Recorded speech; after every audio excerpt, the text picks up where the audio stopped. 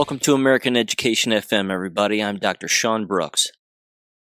Hi, everybody. Welcome. Okay. First of all, I just got back from the dentist, and it feels like somebody's punched me right in the face. So if I sound a little goofy in this one, that would be why. I hate when, it's kind of an interesting story, the whole dentist thing. As one might imagine, back, of course, during the COVID lie, they went crazy, and they're scanning everybody's foreheads and the whole thing. I'm sure I brought up those stories in the past, but I've always put off the business of x-rays, and I absolutely can't stand x-rays, and I don't know, I understand why they do them, but I just feel like they don't have to do them as frequently as they do. Anyway, I've been putting it off for years, and years and years and years, the business of x-rays. And so the last time I was in there, which was 6 months ago, he looks at me and he goes, we have to do x-rays or else I can't keep treating you. And I said, why is that? And he said, it's a liability thing. He said, I just have to do x-rays. It's just the way that it goes. And I said, all right, no problem. I didn't want to, of course. But then, so I get into the seat, and she scans the right side of my face 3 times because she messed it up apparently one particular time. And then she scans the left side of my mouth 2 times. And then I get into this giant contraption spaceship thing where you put your front teeth and your bottom teeth on this little, I don't know, you basically like bite down on this straw kind of thing, and then it pinches your head in, and then you have to actually grab onto handles. This is the funniest part of all of it, and I thought this whole process is completely unnatural.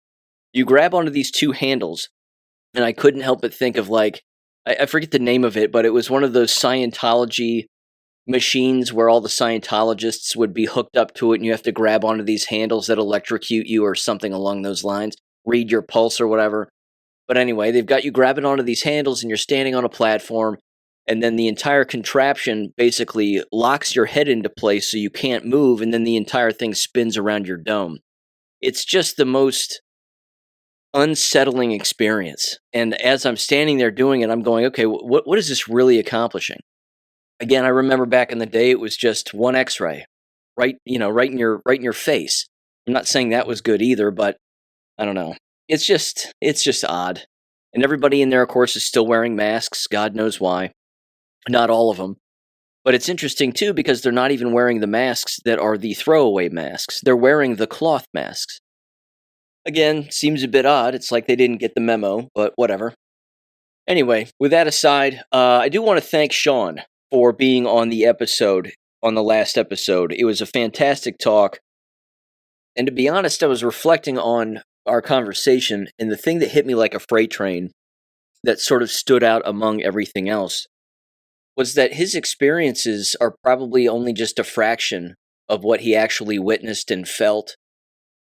Not to mention, of course, the interpersonal connections and those particular stories and the familial experiences and everything else. But that's just one person. That's one lens of what that one awake individual saw throughout the entire process. If you multiply that number and all of those experiences by the entire human population, certainly just within our country, but worldwide, it's overwhelming. Because his experiences, of course, are unique to him, but they're not unique when you look at the much larger picture, because everybody experienced that. Everybody experienced familial division. Everybody experienced, again, trying to appease one another to some extent, being polite and being nice and not wanting to step on toes, but then at the exact same time, you had endless people stepping on toes. You had endless people, complete strangers, who would never again normally be confrontational with other strangers in public within their own working environment. It's just over-flippin'-whelming. And the simple fact, again, that endless people are having to eat humble pie right now, this is exactly what we were telling people. This is what we were trying to tell people even before 2020, but certainly during 2020 and then into 2021 and the years after, that this is all going to back up on people like a bad toilet. And it has. And it's just going to continue to be the case. Again, this isn't going away. All of these revolutions and this lifting of the veil, the apocalypse, quote unquote, as it were, That's what it means. It means, again, a lifting of the veil, an awakening. That's a big deal. And again, that's not going to go away. But with that aside for just a second, and I'll get into that again a little bit later, there's a couple of things here culturally that I wanted to hit on real quick, and just bear with me as I kind of describe this, because I don't really have any show notes on any of this. I'm just kind of winging it, but it's something that I see here, and I've seen it endless times before, and I think you have too, is the business of capitulation, and how in society individuals, even to this day, will apologize, or they will even attempt to appease one another and appease their enemy, forgetting the entire time that their enemy does not care about appeasement, and that their enemy doesn't care if you apologize or you don't, or if you stand up for what you think or you don't. Your enemy always wants you to be destroyed.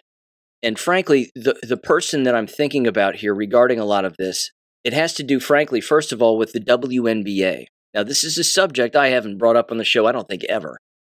The Women's National Basketball Association. Of course, the W stands for women, and if you were to ask the owners, or certainly the commissioner of the WNBA, she would probably say, well, I don't know what it stands for, and I'm not a biologist, so I can't tell you. Again, that's how crazy these people are. But we wouldn't be talking about the WNBA, I don't think, if it wasn't for Caitlin Clark, who pretty clearly happens to be one of the better WNBA players that I think has ever existed, and certainly was the case in college. She was apparently, I again didn't watch her, but apparently a very good female basketball player, and certainly is in the WNBA. But the attention that she received wasn't just because of her talent and the eyes on her talent. It had to do with the fact that she was getting fouled consistently by endless players, and foul calls were not being called, and still aren't being called. And that she's being, again, attacked by both black and white players, and they're going after her violently and trying to hurt her and 1,000 other things. And then you have her teammate, Sophie Cunningham, who I would say is the antithesis of most individuals in the WNBA, because she's an attractive, tall blonde. And she's talented, but even so, she's well-spoken. And this, again, is one of the things that a lot of the people in the WNBA do not like. Now, of course, why is that? Why is it that they don't like a couple of white girls playing basketball better than most of the league? Now, in my opinion, I think it's because the WNBA has had a reputation as, again, not being predominantly white, let alone littered with white talent. And yes, this is about race, but at the same time, it's about capitulation.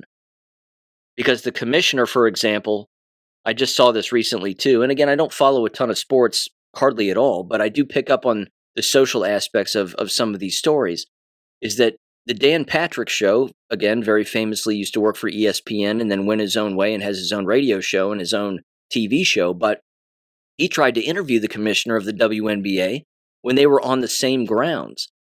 And apparently she said that she wanted to do the interview, but then backed out at the last minute and said she's not doing it. And it was because he has questions for her. Again, the way that they're treating Caitlin Clark, the way that they treat a number of other political issues and 1,000 other things, like there are questions that people have that need answers, so let's hear from you. Well, the reason she backed out of the interview was because she's not going to be able to put together a coherent sentence. She's going to sound, again, like an NPC appeasement monster and a robot, because that's who they are and what they do. Again, they have no firm ground to stand on because they don't know what the truth is.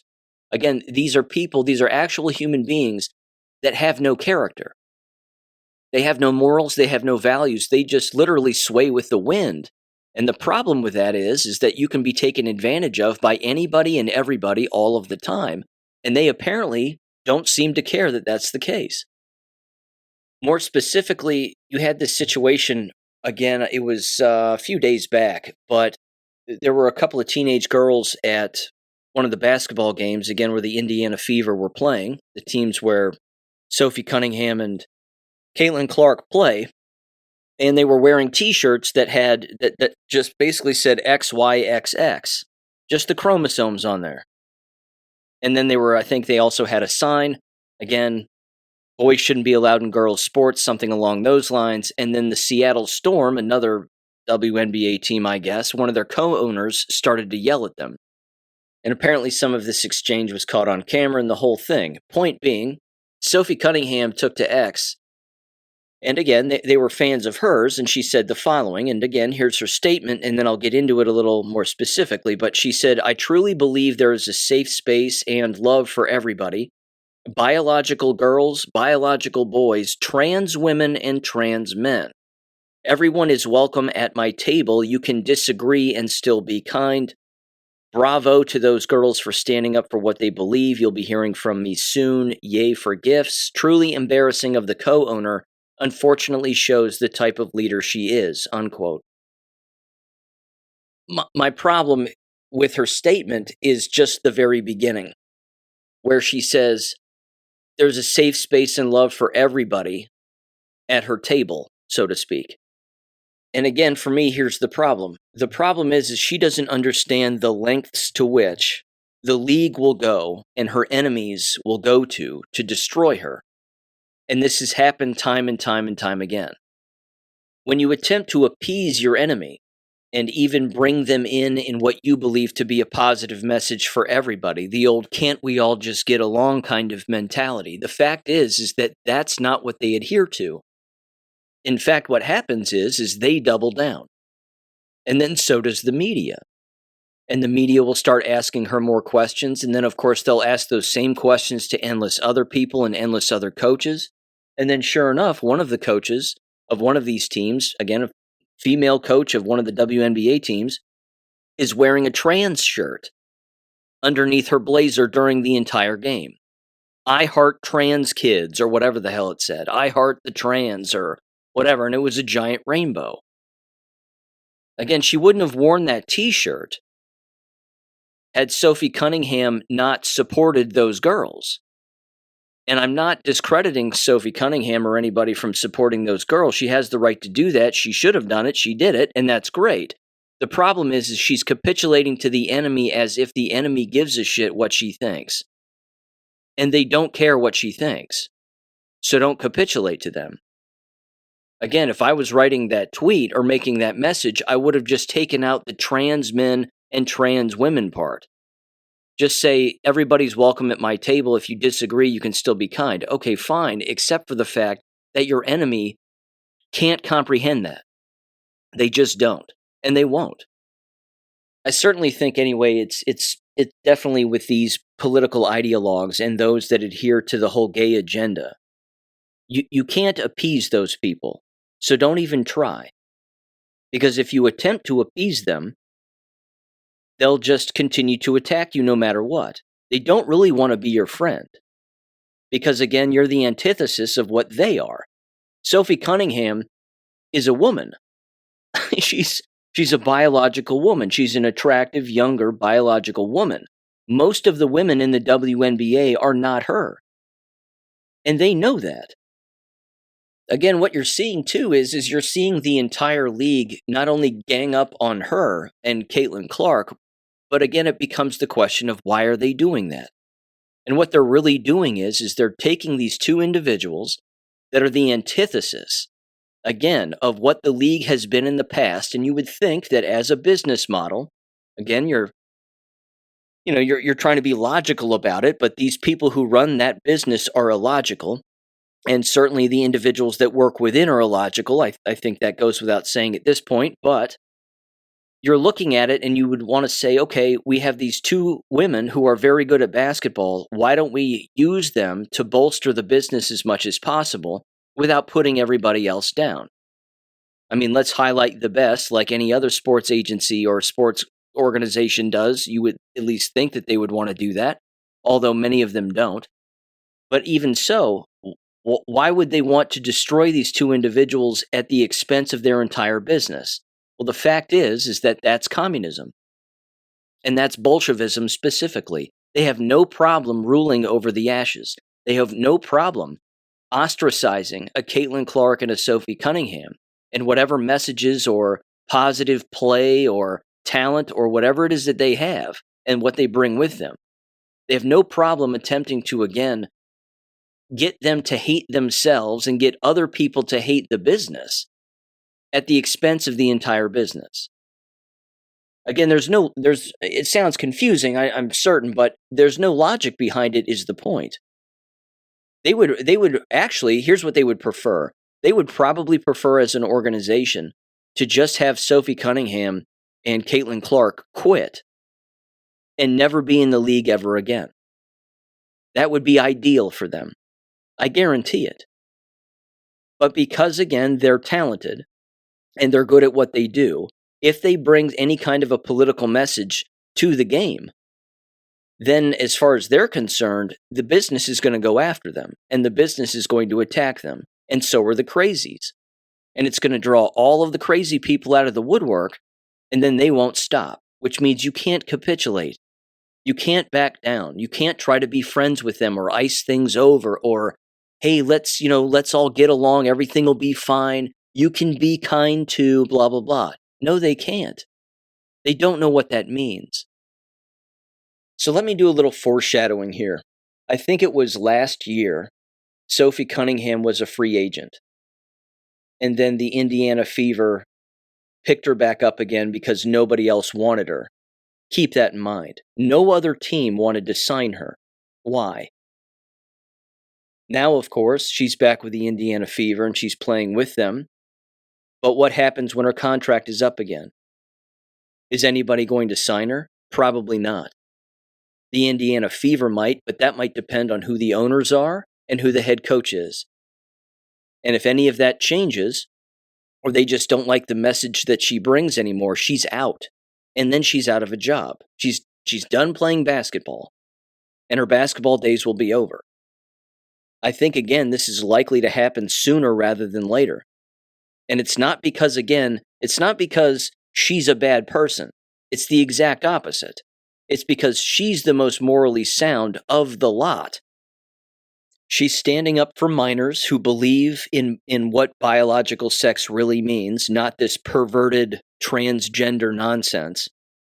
She stands up for those young girls who are getting attacked by an adult who happens to be a co-owner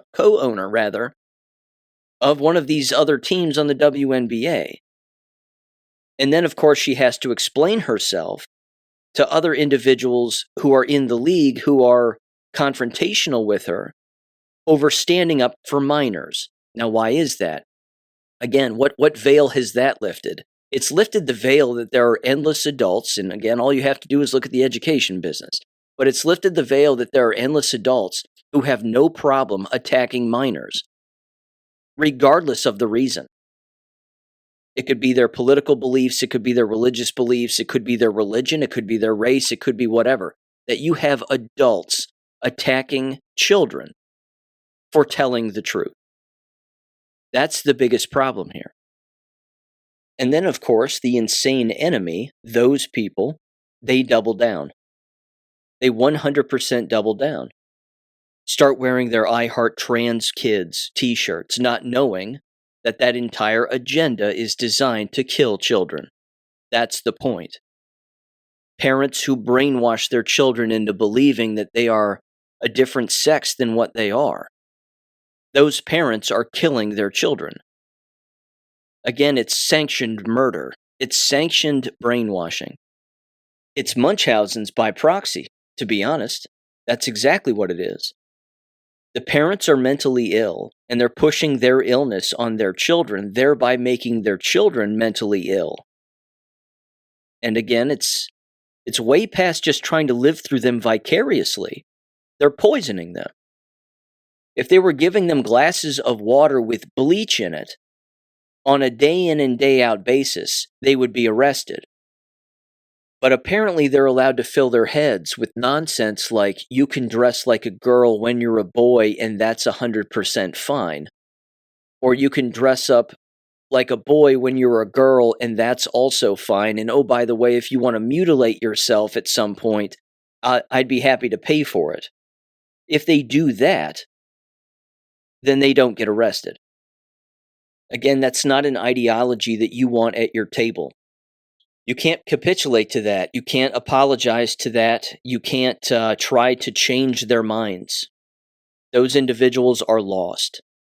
Again, Sean brought up the movie They Live in the last episode. It's those aliens in that movie, They Live. If you can see the world clearly as it is, then you can see the aliens for who they really are. And they'll tell you who they are with their actions and their words and their behavior, their reactions also to particular things.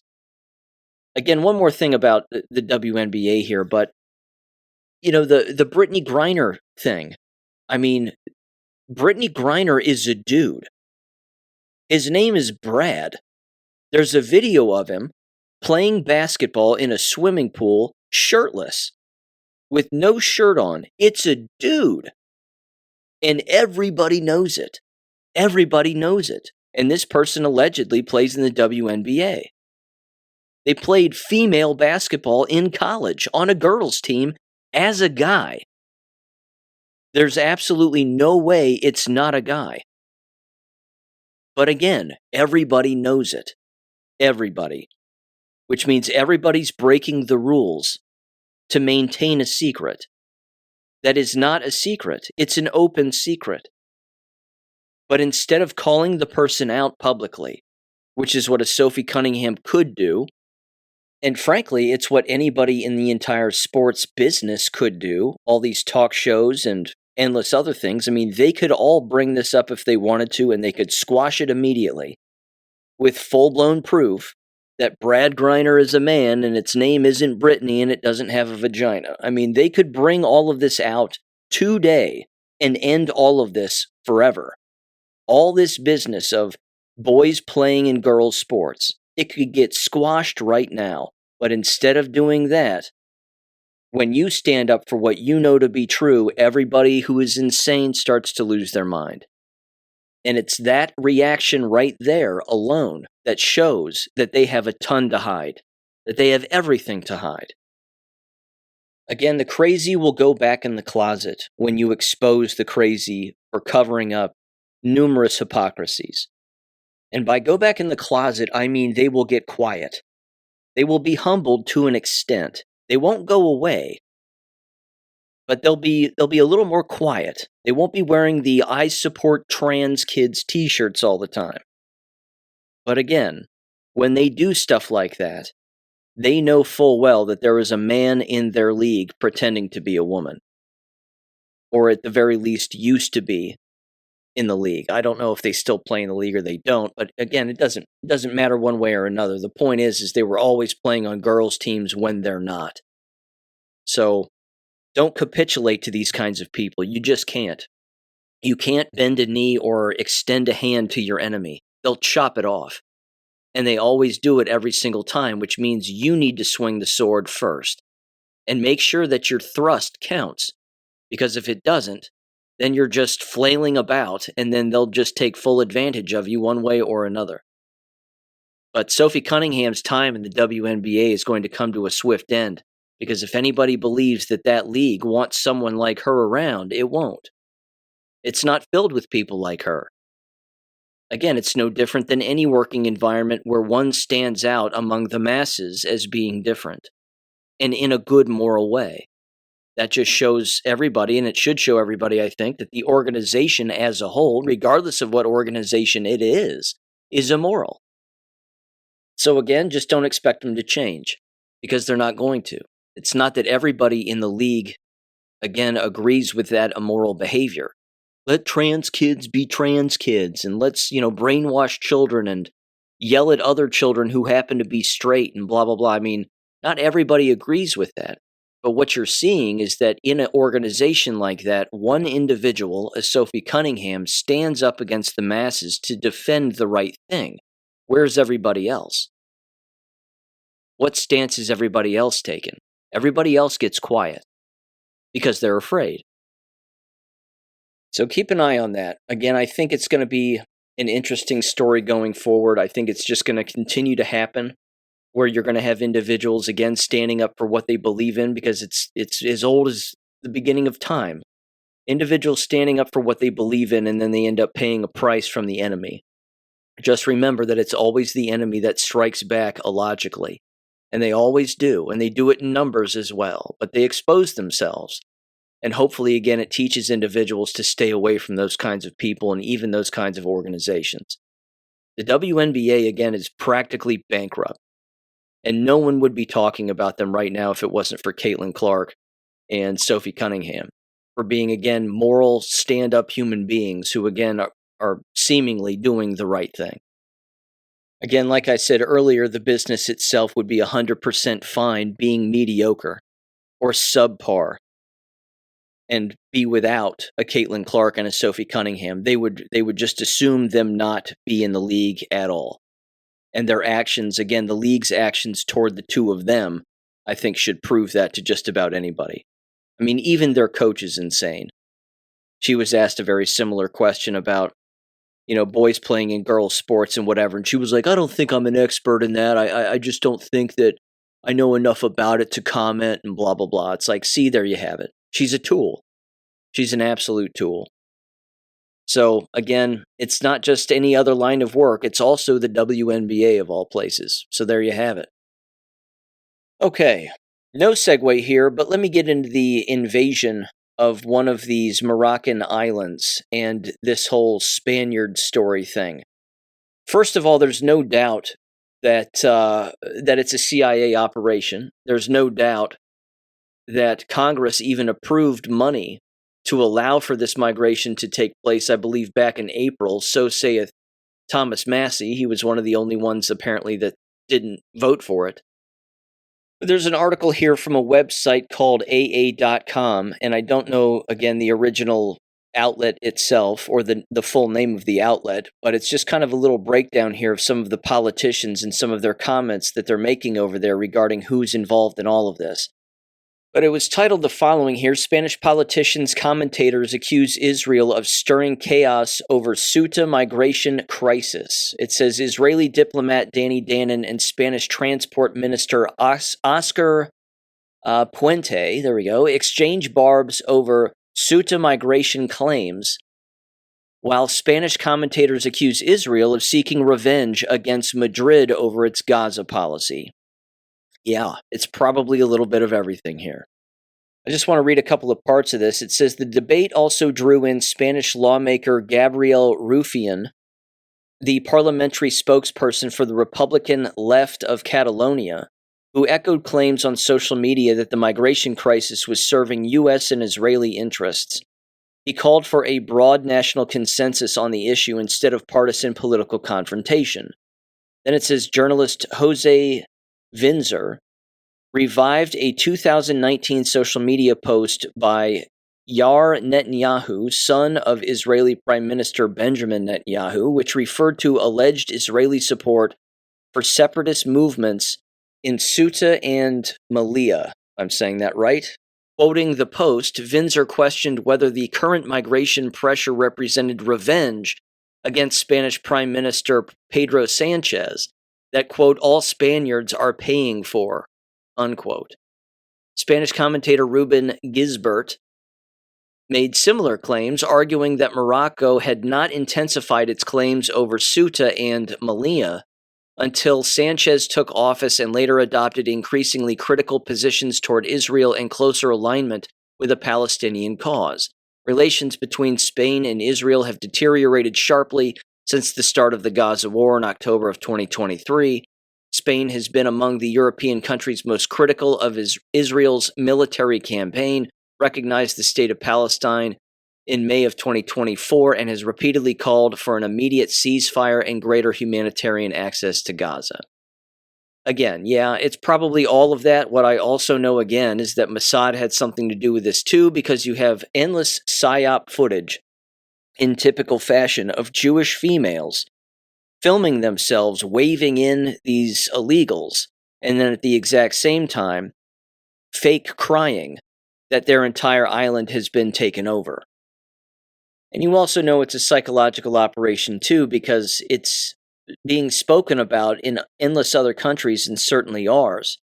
And it's stoking, of course, all of the flames regarding illegal immigration and the invasion and everything else that's taking place, and all of the fraud and crime and rape, murder, XYZ.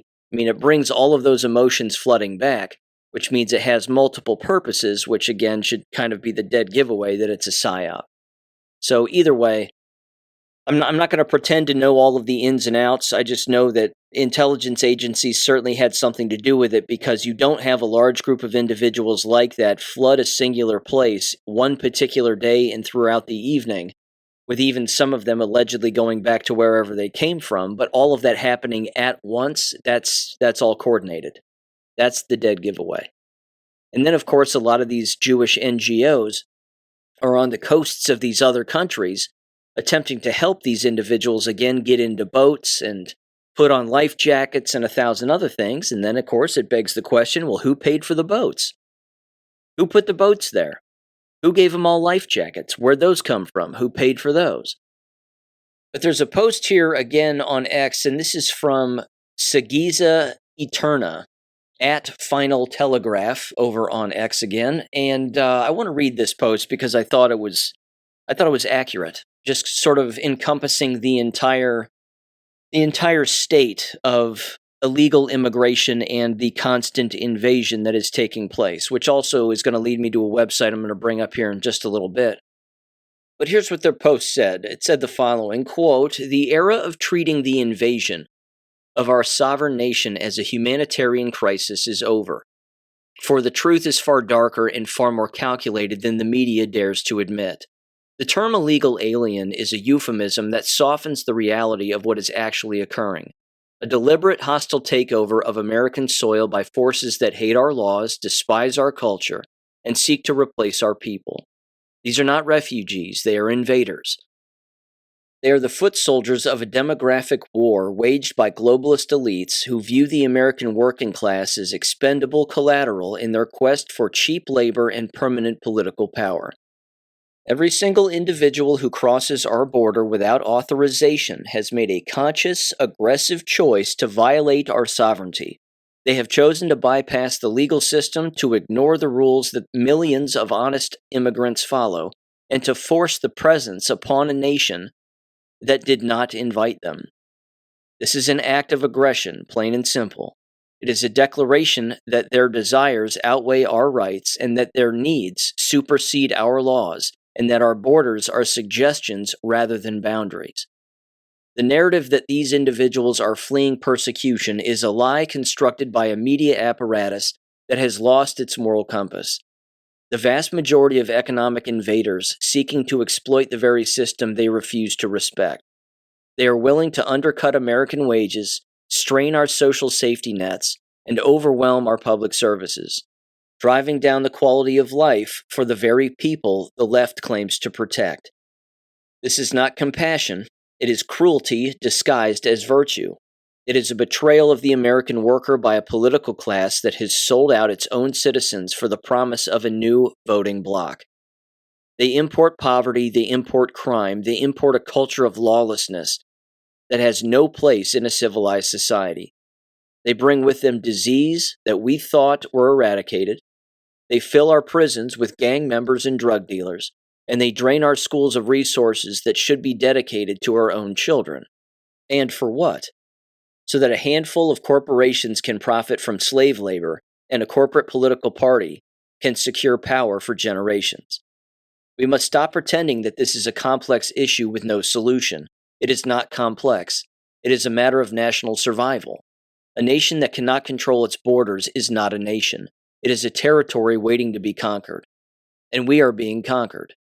The influx of illegal aliens is destroying the social fabric of our communities, eroding the rule of law, and threatening the very existence of the United States as we know it. They are not victims. They are the instruments of our destruction. They are the means by which our enemies seek to dismantle us from within. And those who enable them, those who provide them with sanctuary, who refuse to enforce our laws, who preach tolerance for the intolerable, are equally guilty of treason. They are traitors to their country, betrayers of their oath, and enemies of the people. The solution is not amnesty. It is not a pathway to citizenship. It is not more funding for asylum processing, quote unquote. The only solution is immediate, total, and uncompromising deportation. Every single illegal alien must be removed from this country. Every employer who hires them must be prosecuted. Every sanctuary city must be defunded and its leaders arrested. We must militarize our border, build the wall, and shoot anyone who attempts to cross illegally. We must treat this invasion with the seriousness it deserves. We must recognize that these individuals are not our neighbors. They are our occupiers. They are not our friends. They are our enemies, and we must act accordingly. The time for half measures and polite debate is over. The time for action is now. We must save our country, or we will lose it forever. And if that means being called harsh or cruel or intolerant, then so be it. I would rather be called 1,000 names than watch my country die. I would rather be a patriot than a bystander to genocide. The choice is clear, us or them, America or the invaders. There is no middle ground." Unquote. I agree with that completely. That leads me now to this website, which I came across called replacementclock.org. And it says by the year 2100, 38.7% of all of Europe and its population will be of European ancestry. Only 38.7%. It says the replacement clock tracks the declining white share of the global population and of the populations of 45 historically white nations from 1950 to 2100. And you click on enter, and then it shows you a giant map, and it again shows you how everything has changed over the years and in what countries. And it has basically this constant clock that's running, where you can see the percentage of European ancestry dropping as the years increase. You can click on any country or continent that you want on Earth, and again, it runs through this entire timeline. And so I clicked on the United States, and it shows that from 1950, you had approximately 84.4% of our population was of European ancestry. And then by 2100, that will drop to approximately 32.1%. It also gives you a population prediction, and it basically says that by the year 2100, America will have approximately 421.3 million people. But of those 421.3 million people, only 135 million will be again of European ancestry. It even breaks it down by state, which is rather interesting. So I like charts like this again, because they go off of previous numbers and then they track the constant declines, which allows them, of course, to make predictions into the future. It's a rather bleak-looking future, assuming that something doesn't dramatically change, but again, that's why I agree with that original poster over on X, because that's exactly what has to happen. Again, if the Supreme Court here has clearly ruled that birthright citizenship is in fact a right, and that if you're born here to illegals, then again, you're automatically a citizen, then our country is going to be doomed in the future. I don't think there's any doubting that. That means that, again, anybody can open the floodgates at any time, or it can just be gradual. But either way, without a full reversal of the law, and certainly a reversal of the 2020 election, which would completely reverse that Supreme Court ruling, then we're screwed. And this, again, is unfortunately what happens when you build law on a foundation of lies. Again, Joe Biden wasn't the lawful president, and yet here we are. And we're still having to deal with his Supreme Court pick, other Supreme Court picks again, which have clearly turned, or they've been blackmailed, or they've been threatened, or whatever. But if the laws in our country don't change for the better here to protect citizens and keep the invaders out, then it's not going to be good. Again, we're not going to be able to vote ourselves out of this one. There will be some kind of kinetic fighting at some point, but when, that's anybody's guess. Okay. On to education here. Over on the AmericanClassroom.substack.com, my Substack page over there, I put together an article about the My Gender Dolls stuff, which of course is highly disturbing. And when I put that together last week, in typical fashion, and it was kind of predicted, is that all of the crazies come out of the woodwork, even the crazies on Substack. And that's exactly what happened with that article. There were a lot of just weird gays that all came out of the woodwork and started attacking me and the article and the whole thing. Again, it's beyond predictable, But again, you want to put these people in their place. All you have to do is hold up a giant mirror right to their face, and then they run away. And that's exactly what happened with that particular article.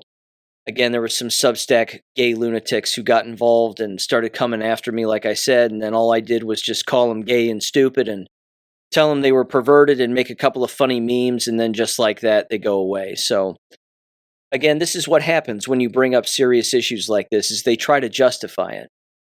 Again, they believe that all of that behavior is normal, that moving around sex organs on two different people's bodies and different clothes and the whole thing, that all of that is normal for children, that this kind of behavior is 100% okay.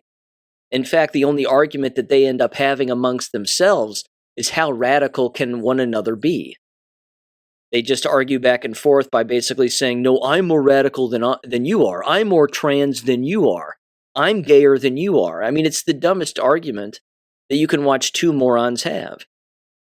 But again, this is what they do consistently. So when you write an article filled with common sense and they don't read the whole damn thing, that's because, again, they don't want to read it. Because it's their own degenerate life being shown right back at them and they can't handle it. But with that said, I also put together another one called affordability grants. And I've spoken about this on the show before, but this has to do with all of the so-called free tuition. And this has been one of those things, again, that came with the whole COVID Trojan horse. The whole COVID Trojan horse brought in endless compliance, a bunch of people who didn't want to go to college and universities anymore, and rightfully so, and of course, it killed people. It killed endless students, staff members, the whole thing, and then their enrollment numbers dropped. Which means the only way that you can get your enrollment numbers back isn't by selling a better product, because let's face it, they don't sell a good product at all. So you have to make it free. And as we all know, there's no such thing as free, and it's on the backs of every taxpayer. So specifically, the University of Cincinnati is what I brought up in the article, because again, they're offering basically free tuition, free room and board, no taxes, no fees, no class fees, things like that for any Ohio student or household that earns less than $75,000 per year. Again, this isn't going to last, and it won't work. Not to mention, the individuals who actually apply for it and get it and end up receiving free tuition, there's absolutely zero guarantee that they will remain within that university. They might show up for a year and then leave. Hell, they might show up for a year and not even go to class. They'll just get free room and board for an entire year, and then they're out. Which means, what's the return on investment? There is none, and there won't be one. In fact, in the article, I threw it into Grok, just sort of the scenario itself, and I basically just said, give me the pros and cons to free tuition for college and university age students, certainly when it comes to these affordability grants. And I can tell you straight up, it didn't have any positives whatsoever. It only had short-term and long-term problems that were typical with this. Now, you would think that those universities would do such a thing, that they could actually take a scenario like this, plug it into an AI system, and work the problem. Again, ask other universities who have done this. What have been some of the pitfalls? But they don't even do that. They just come out as if they're the first ones who have ever done it, or they talk to somebody, some sycophant, who had something to do with it at another college and university, who again sells it to them in a positive light, and basically goes, oh, this will turn your whole place around, trust us. And then they just fall for it. Instead of just working the problem through an AI system from a logistics standpoint. They don't even want to do that, because they don't want to be wrong. They don't want to believe that the thing that they're implementing will fail. But it will fail. I mean, college and universities, as I've said before, along with K-12 schools, the reason that they don't have longitudinal studies for satisfaction is because no one is satisfied. Nobody. No one walks away from a K-12 education and goes, you know what? That was the best thing I ever received. Unless, of course, it's homeschooling. Then you have a chance. But a brick and mortar institution? No way. Same thing with college. No one ever goes, hey, how was that college diploma? Did it all work out? I mean, did everything work out exactly as you wanted? Certainly in this day and age, where the vast majority of majors actually don't lead to any real employment of any kind? Do you think that's a good idea, walking away with all that debt? I mean, the vast majority of college graduates would say no. and people who, again, have already graduated and have been in the workforce for X amount of years, they would look backwards at their college time and say, wow, I was really let down. Again, this is the problem. You can make a bad product free. It doesn't make the product better.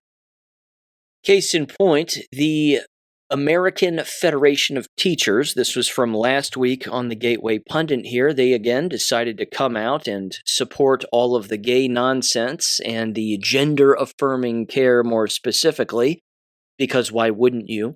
That's exactly what the American Federation of Teachers should be supporting. Again, destroying the business from the inside. It says in the latest assault on family values, Campus Reform is reporting that the American Federation of Teachers, the nation's second largest teachers union, representing approximately 1.8 million members, adopted a resolution on July 19th supporting access to gender-affirming care across all stages of life, and promising litigation apparently against Trump and his administrative policies on health care, blah, blah, blah, blah, blah. Again, they're telling everybody that they are 100% fine with child murder, because that's what it is.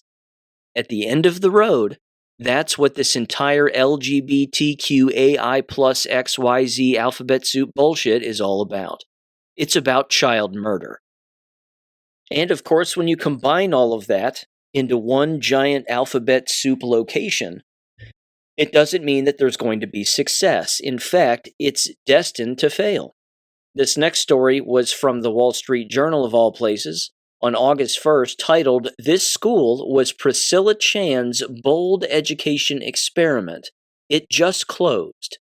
A signature education project received more than $125 million over a decade from the Chan-Zuckerberg Initiative before shutting down in June.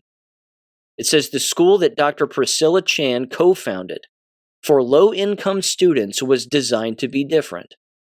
The vast fortunes being minted in other corners of Silicon Valley had mostly missed East Palo Alto, California, where the primary school opened in 2016. Funded through Chan's philanthropy with her husband Mark Zuckerberg, the private, tuition-free school aimed to support the whole child, quote-unquote, through wraparound services including free dental checkups, early intervention screenings, and wellness coaching for parents.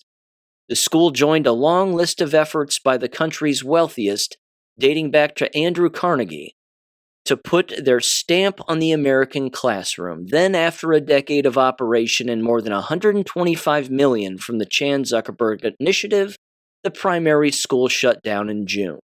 Now, why do you think that is? It's welfare, and welfare never works. Allegedly, as it says in the comments section here of this particular article, teachers had to sign non-disclosure agreements upon leaving. Imagine that. Again, if I had to venture a guess, I'd say no learning was taking place. There was probably no instruction whatsoever. It was just flat-out daycare. And parents were probably figuring this out too, which is why they were leaving. So it doesn't matter, again, if it's quote-unquote free. If the product sucks, people will eventually wise up to it, and then they'll walk away. Happens every time. Okay, jab-related stuff. First of all, we kind of brought it up in the last episode where Sean was on, and, I could put together a Substack article about it, I suppose, and some people have made some tweets about it, but I did want to make a few more comments specifically about the Anthony Fauci diary. His diary, which I've downloaded, and again, it's in the description of a previous episode. You can bounce over there and check it out and download it yourself. It's over 1,140 some odd pages. But there are a number of different pages again. I mean, it's its own rabbit hole, and you can spend endless hours on it if you want.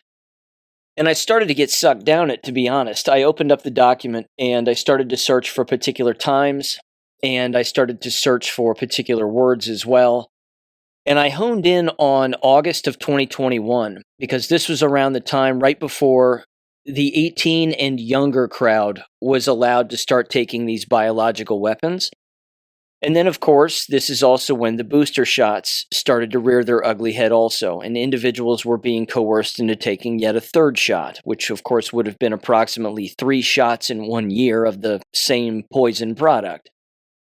But when I honed in on that particular time, I started to notice that not only did Anthony Fauci openly admit in his diary that the booster shots don't work, and that there are endless studies and even anecdotal evidence, certainly from even other foreign countries. And he brings up Israel specifically and says, well, the boosters aren't working in Israel, so what are we going to do? He uses the term, of course, justification. And he says we have to justify to the public that a booster shot is necessary. And unfortunately, that right there is a term that you never hear in science. You don't hear the term justification. We need to justify our stance. Again, that's not evidence and that's not proof. But what he also brings up is he brings up the open disagreements and division between the FDA and the CDC during this entire time, specifically in the month of August of 2021. He basically says that the head of the FDA and Rochelle Walensky, the head of the CDC, aren't agreeing. The FDA is pushing forward with all these booster shots, and believe it or not, the CDC was like, hang on, we need to slow down a little bit. This seems a bit fast. And then, again, Anthony Fauci later on, specifically around pages, 863, 864, and 865, he's openly showing again that, of course, he's doing lots of different interviews and everything. But he's saying that their entire booster rollout program was leaked by somebody. And then that's why the American public apparently started talking about booster shots, although once this started, way back in January of 2021, here on the show I was saying, you understand it's going to be 3 shots or more. And then this is just going to be as regular as a poisonous flu shot on a year in and year out basis.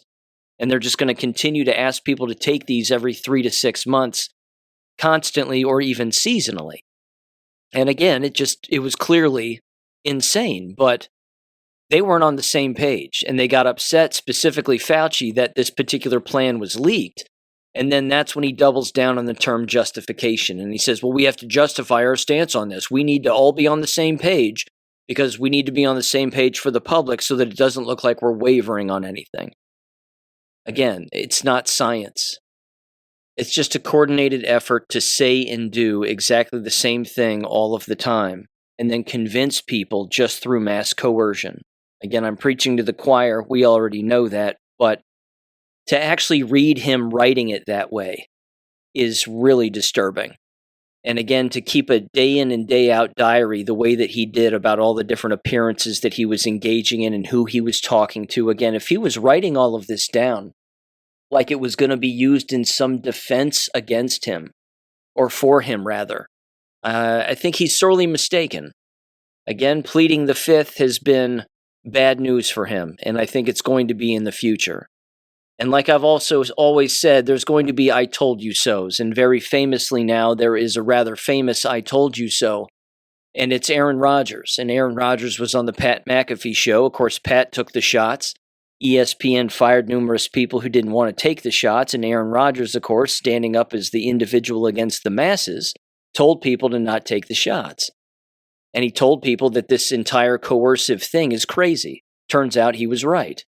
Because we were all right when it came to that. So again, he had a 28-minute conversation with Pat McAfee, but as soon as he hits the stage and he sits down in the chair there at the Steelers camp, here's what he had to say. Give him a listen in 3, 2, 1. A couple times today, because you've been very open about coming back for this year, last rodeo, and you talked about your wife saying, hey, have another year. Mike McCarthy being here, obviously a big deal. Can you tell us about the mindset of coming into your last season? Like, that's a real thing, it feels like, because is everything better? Is everything funner? Is everything more awesome? Like, how do you kind of view this year versus maybe the years of the past? I'm going to plead the fifth. Okay. Okay. Like gotta love that guy. Okay. Like that absolute coward, Tony Fauci. Absolute coward. Yeah, it's back, baby. Are you kidding me? Yeah, 111 You times. got a pardon and you're in front and you pleaded over 100 times at the White House? What are you scared of, Tony? Yeah. I thought you were the science. Yeah. I thought you were, I am science, and you get up there and you can't answer a question? Yeah. What are we doing? And how much time did the network spend at that? How much time did they spend on my responses every week, on my vaccination status, on Taylor and Travis's wedding? Yeah! Did they? Did they do even a minute? Did they do even a minute on Tony Fauci? No, I don't think I've heard anything. I bet they didn't. But on that note, Then there was another scandal this offseason, too, involving a voter for MVP, for Coach of the Year. How much time did your network spend? Where's your cap? Did your network spend on our that? network. I wish How much time did you spend? This is awesome. Go back to Fauci? Yeah. Go back to the coward Tony Fauci and science? Hold on now. Who's spending the entire time writing in his diary about how fun it is to be famous? You got to be kidding me. Okay, so on that note, What are you going to say about me now? Debate him, What are you going to say about me no, now? I got no debate here. You had a 500. No, seriously, what are they going to say about me now? Now you can't talk about the COVID stuff because obviously it was made, in a lab in China. That's like not even questionable anymore. Tony Fauci is an absolute criminal. I'm on good terms with my family. I'm on good terms with my family. What are you going to say now? What are you going to say now? I want to let you know. It's been a fun ride for you, I would assume, over the last It's couple. been a great life and a great career. And it's nice to be sitting on this side now, especially after that coward played the fifth over 100 times. Okay. I thought you had a part in there, Tony. Why couldn't you answer one question the entire time? Okay, Why we not? got 4 minutes till the heart out. Yeah, I got 4 more minutes in it. We keep this shit going. We keep it going. Anything else? I got at least 4 minutes. Okay, There's a lot of silence, but I will say this. I gotta give flowers to Stephen A. Smith, my old friend Stephen A., because he was man enough to actually admit and apologize to Kyrie Irving. Yes, So I got to there you give go. shout out to my guy, Stephen A. You are not a coward. I appreciate you. Okay, can we talk about? We'll wrap up that Other conversation. than that, there's been a lot of silence. I feel like, like 19 seconds about one subject. Oh, don't talk about that. We can talk about Rex Ryan's foot fetish, but please don't talk about, anything else right now. Don't talk about, any scandals Okay. involved. Don't talk about, pop culture. Talk about Taylor and Travis's wedding. Yeah, what do the insiders know about that? But don't talk about, All right. shit that actually has to do with our business or righting wrongs. Can we from the remind past. people? Can Let we it go. remind people a little bit why you're doing all this?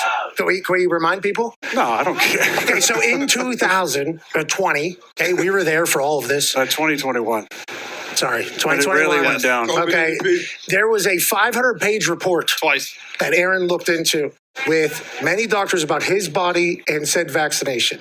Now, that became a talking point of COVID, I believe, around the entire globe. And the only reason why I know that is because I was coming on the show every week. We were talking. I was called a murderer because I was platforming Aaron Rodgers, who was making the decision that was best for himself. So as soon as I see all this start happening with Fauci, I knew that, boy, you were certainly having a time because your name was slandered. You were called a murderer. You were called a lot of things. And I was many- endangering my teammates and this and that. Now look what happened. We talked about they suppressed early treatments. They lied about where it came from. Tony Fauci's writing in his journal about, I don't want to, create any vaccine hesitancy if I tell them what the actual stats are. How many papers have been written? How many McCulloughs and Malones and all the great doctors out there who actually did, treatment on the front end and repurposed drugs that are the safest profiles in the world. But no, Tony Fauci pushing his medicine just like he did back in the 80s. And now when you have an auto pen pardon, Hey, Jay, you know what happened. you have an auto pen pardon, Talk about 2 minutes. but and you can't answer one question. Hey, now, real quick, not even your name. Come on, what are we Can doing? we do this real And how quick? much time did the network spend on that? Hey, can we do something for you real quick? How much time? Hey, can we do something for you real quick? Yeah. Hey, way to stand on your truth throughout the entirety of that thing. Oh, I feel honestly. great about it. Congratulations. Yeah, you should. I feel great about it. Congratulations. I told you I'd be on the right side of history when I had that mustache that we were in New York. Yeah, but you had that Halloween party, though, that killed a lot of people, remember? You had that Halloween Oh, party. yeah. We were a 10,000 square foot warehouse with 21 people. And, the I Am Science says 6 foot of distancing. That'll be a good thing. If we can scare them enough, they'll probably take this vaccine that's had 0 trials done for it. You have no idea what the consequences are. There's no informed consent. You can't even look at the insert to know what you're doing. They're not even, pulling the plunger back to make sure that they got it in the right spot in the arm. Like, what are we even talking about here? The insanity. I sat here amongst a lot of actually brave Americans who avoided the $1 trillion propaganda campaign that was hijacked on the American public. And look at us now. Hey, way to go. Do you have anything to say? Do you have anything to say? We'll be back tomorrow on TV live from Indianapolis. That's MVP Aaron Rodgers. Okay, good. And now we're digital. Now we continue. Now you can really let it Yeah. Now we will continue. I want to let you know, good for you, man. Yeah. Just because of everything that was said about you for years and years by a lot of people, man. There were some powerful positions coming out saying you were the worst person on earth. Remember 8 Mile, right? In the last rap, you remember what he does? Yeah, Against Papa Doc. He basically said, this is all the shit you're going to say about me, right? Yeah. It's like all these different narratives. He's this, he's that, blah, blah, blah. His family hates him. He's a murderer. He's endangering old people. All the bullshit over the years. Like, just keep it 100. That's all I'm saying. Just keep it 100. I'm not taking this fucking victory lap. Kinda. It's just like, I think we should kinda. Then start it. Kinda. Yeah, it feels like you kind of should. Now, on that note, seriously, come on. We got to worry about ball at some point. But on that note, I am very thankful that you are having this experience that you're having because, boy, it got real loud. You were a very terrible person. Years. I mean, it was, and I was the reason why I know this. I was next to you What in is those the network mentions. doing? Like, you have literally an individual that maybe used to work at ESPN that covers our league at the highest level, and there's a major scandal, and it's just like nobody can fucking talk about it? What are we even doing Personal here? lives are Again, he's right, and good for him. The funny part, of course, is he's talking right to Pat McAfee's face, and he's jabbed. And probably most of those dudes on that stage are. And people in the audience behind him wearing Steelers jerseys, a lot of them are probably jabbed because not all of them were laughing. Not all of them were cheering for Aaron Rodgers, even just during that clip. They're sitting back there nervously like, oh, he's making fun of Anthony Fauci. I like Anthony Fauci. I better get quiet. It's amazing what humble pie does for people. I mean, they just choke on it. It tastes like shit all the time, and they can't swallow it. They just stuff their mouths with it, and then they just look foolish. But again, he was even calling out ESPN, and rightfully so. ESPN ended the careers of endless people who didn't want to take those shots. How many people has ESPN killed who took those shots? How many, behind-the-scenes employees do they have who have passed away or have serious ailments as a result of, going along with the corporation and playing ball? It's disgusting. Like RFK, for example, when he was leaning into Dana Bash of CNN the other night, same kind of thing. But it's gotten to a point where it doesn't help anybody to argue with the enemy. Regarding the COVID lie, all you have to do is look at a Dana Bash and simply right out of the gate say, how many shots did you take? That's it. Because that's a question that they wanted everybody else to answer back in the day. And remember, if your answer was 0, then you were a murderer, that there was something wrong with you, that you're putting people in harm's way, quote unquote. All an RFK has to do, or all even an Aaron Rodgers has to do, is just say, how many shots did you take? And then it'll get real quiet. So, yeah, there's going to be I told you so's, because there have to be. That's a part of accountability.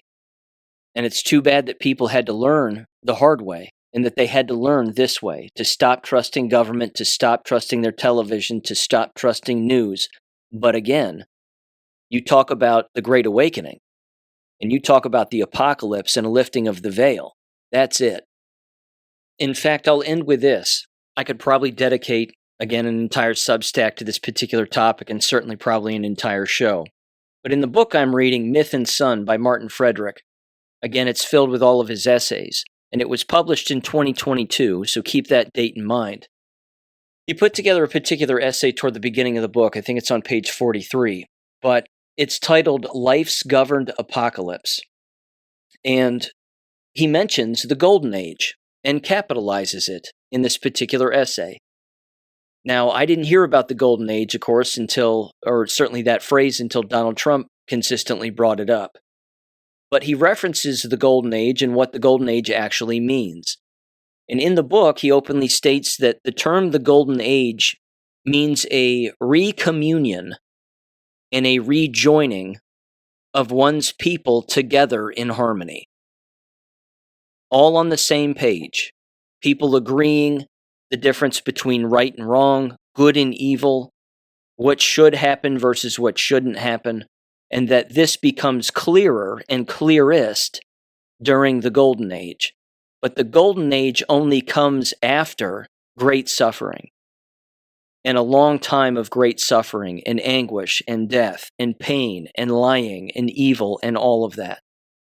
But again, on the other end is the Golden Age. So the constant references from Donald Trump, again, regarding the Golden Age, and this is the Golden Age. Again, a lot of people think that it's about money. A lot of people think it's about successful businesses, or that it's, about actual physical gold. That may be true, but philosophically, it's been written about in the past. I'm sure Martin Frederick isn't the first person to write about the Golden Age, but it has to do with a oneness and a togetherness of humanity and real people, again, living together in peace and understanding what the truth is, but also understanding who evil people are and what has to happen to them too. So it's about clarity, but he also, again, in the same essay, references the apocalypse, but more specifically, of course, the definition of apocalypse meaning a great awakening and a lifting of the veil. And we're living through that. There is no doubt about it. And it's not going to stop anytime soon either. Ladies and gentlemen, thank you for listening as always. Catch you on Friday. Peace. Thank you for listening to American Education FM. Make sure and check out AmericanEducationFM.com for more information. Take care and God bless.